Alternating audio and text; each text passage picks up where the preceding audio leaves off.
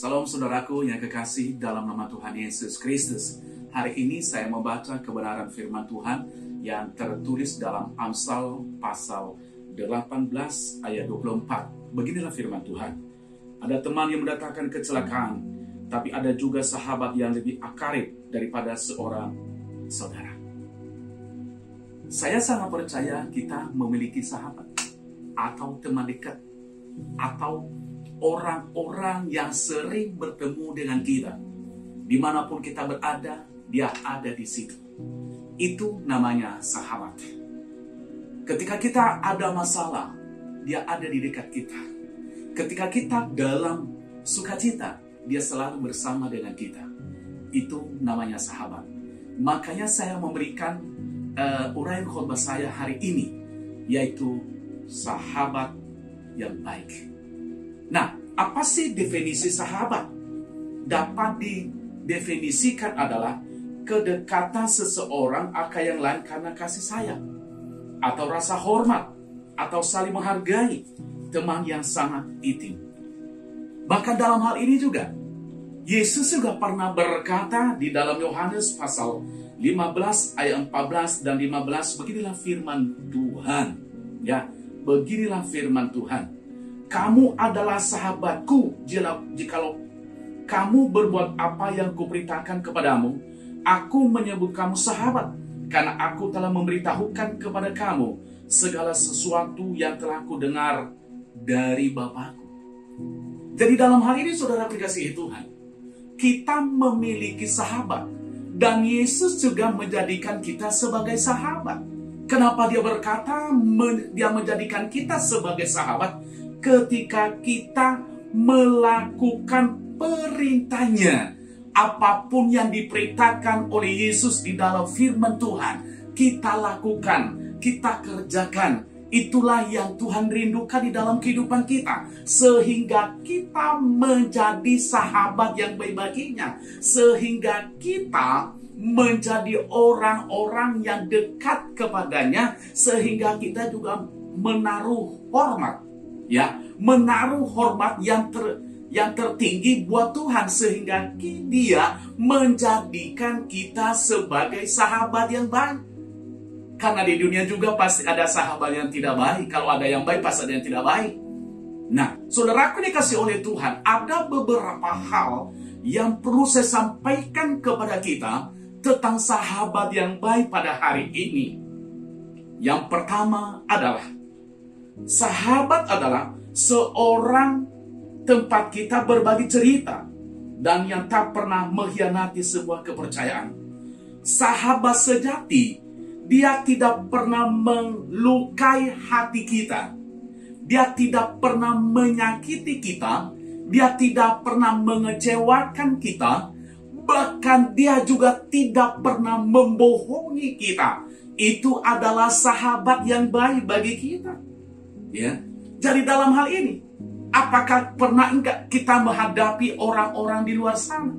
Dia berkata kita sahabat, tetapi di belakang kita dia tusuk kita, dia lukai kita. Itu kalau bagi saya sebagai anak Tuhan, itu bukan sahabat yang baik. Amin, saudara dikasihi Tuhan. Sahabat yang baik itu pasti dia menaruh perasaan setiap saat. Sahabat yang baik itu, saudara dikasihi Tuhan, dia tidak pernah menjelekkan kita. Dia tidak pernah mengkhianati kita. Mungkin hari ini engkau berkata di dalam hati, saya punya sahabat. Tetapi saudara dikasihi Tuhan, dia sering menyakiti saudara. Dia sering mengecewakan saudara. Saya mau katakan hari ini, saudara itu adalah bukan sahabat saudara yang baik, tetapi itu adalah sahabat yang jahat. Yang kedua yang perlu saya sampaikan kepada kita, sahabat yang baik itu apa sih? Yang kedua adalah, sahabat sejati adalah orang yang mengetahui segala sesuatu tentang kita dan mengasihi kita dengan seutuhnya. Saudaraku yang dikasihi Tuhan, yaitu dia mengasihi kita seutuhnya. Artinya tidak ada kamuflase. Ya, kata orang-orang sekarang, ya, ada udang di balik bakwan, saudara dikasihi Tuhan. Jadi kalau sahabat yang sejati, dia mengasihi kita dengan tulus hati. Begitu juga Yesus mengasihi kita. Makanya dia katakan tadi, aku akan menjadikan kamu menjadi sahabatku ketika kita melakukan firman-Nya. Artinya di sini saudara dikasih oleh Tuhan, dia menjadikan kita menjadi sahabat yang sejati. Berarti dia melakukan sesuatu kepada kita tanpa pamrih. Yesus menjadi sahabat yang baik bagi kita. Dia memberikan nyawanya bagi kita. Dia rela mati di atas bukit Kalvari. Untuk apa saudara dikasihi Tuhan? Untuk menebus kita dari segala dosa kita. Untuk menebus kita dari segala kejahatan kita. Untuk membebaskan kita dari segala kutuk kemiskinan. Dari segala kutuk kenajisan. Bahkan dari segala kutuk penyakit apapun. Itulah Yesus sebagai sahabat bagi kita. Kenapa? Karena dia mengasihi kita tanpa pamrih. Nah, begitu juga kita kepada sesama. Biarlah kita juga mengasihi sesama kita. Ya, biarlah kita mengasihi sesama kita, saudara dikasihi Tuhan, dengan hati yang tulus, dengan hati yang baik, dengan hati yang disertai dengan kasih dari Tuhan. Kalau kita mengerjakan hari ini, saya sangat percaya saudara akan menjadi sahabat yang baik kepada siapapun. Dan nama Tuhan dipermuliakan di dalam hidupmu. Sehingga engkau menjadi orang hebat. Sehingga engkau orang berkata kepadamu, benar-benar dia sahabat yang baik. Bahkan dia berkata, kenapa dia menjadi sahabat yang baik bagi saya? Karena dia adalah melakukan firman Allah. Sehingga saudara menjadi berkat bagi banyak orang. Orang berkata, saya salu kepada orang ini, saya salu kepada bapak ini, saya salu kepada anak muda ini, saya salu kepada keluarga ini, saya salu kepada pimpinan saya di kantor. Kenapa? Dia menjadi sahabat bagi saya. Dia tanpa peduli saudara dikasihi Tuhan. Sehingga tidak ada jarak, saudara dikasihi Tuhan, dalam segala hal. Sehingga nama Tuhan dipermuliakan di dalam kehidupanmu. Amin saudara dikasihi Tuhan. Hari ini jadilah sahabat yang sejati kepada siapapun. Mungkin kita berkata, Pak Pendeta, bagaimana saya bisa menjadi sahabat yang sejati? Saya senang dikecewakan. Sahabat yang sejati walaupun kita dikecewakan. Sahabat yang sejati walaupun kita disakiti. Sahabat yang sejati saudara, walaupun kita dicaci maki. Tapi karena kita sahabat yang sejati, kita tidak pernah menaruh dendam kepadanya. Saudara dikasihi oleh Tuhan. Jadilah sahabat yang baik kepada siapapun. Yang ketiga yang bisa saya sampaikan kepada kita, sahabat yang baik itu segimana? Yang ketiga adalah sahabat sejati adalah seseorang yang di hadapannya kita dapat tampil apa adanya tanpa takut terjadi kesalahpahaman. Saudara dikasihi Tuhan, sahabat yang sejati bukan orang-orang yang diam, yang membicarakan kita dari belakang. Bukan saudaraku dikasihi Tuhan, dia tidak sahabat yang sejati, bukan orang-orang yang dia menjelekkan kita kepada orang lain.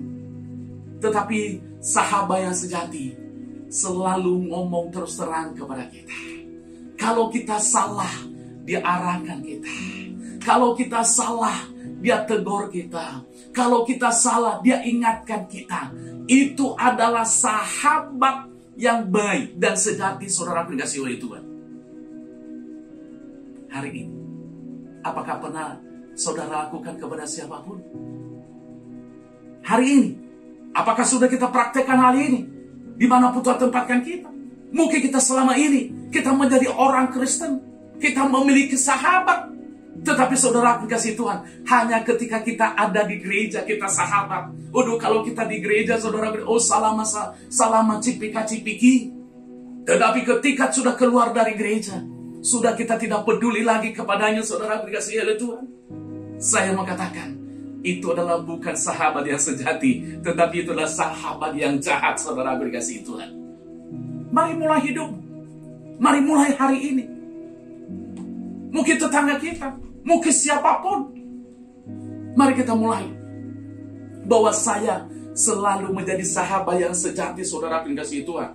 Yaitu di hadapannya kita dapat apa adanya, tanpa takut terjadi kesalahpahaman. Itu adalah sahabat yang sejati.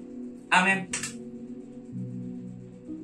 Sahabat yang sejati, dia peduli kepada sahabatnya itu. Sahabat yang sejati itu selalu memberikan dorongan Tuhan untuk maju, saudara dikasih Tuhan. Sahabat yang sejati itu selalu memberikan perkara-perkara yang baik buat temannya, saudara dikasih oleh Tuhan. Dan sahabat yang sejati itu selalu ada waktu, saudara dikasih Tuhan.